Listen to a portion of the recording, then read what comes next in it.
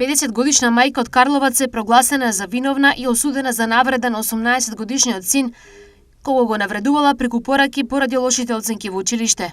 Судијата пресудил дека минатата година во септември таа извршила психичко насилство во семејството, бидејќи преку апликацијата WhatsApp му праќала пораки на синот, навредувајќи го со погредни зборови, пишува Даница. Срам да ти е болен психопат. Ми се гади, уби се ѓубре, фрли се под воз да испадне дека си жртва. Јас те родив, ке те задавам. Мајката му напишала на синот. На суд таа се бранеше дека била револтирана од лошите оценки и се поагресивното однесување на незиниот син, како и од неговото одбивање да учествува во наставни активности.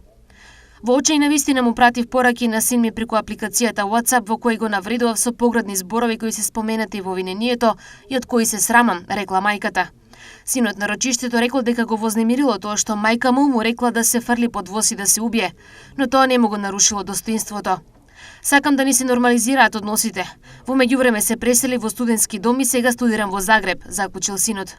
Судијата мајката е казнила со 300 евра, а треба да плати и 20 евра судски трошоци, но пресудата е неправосилна.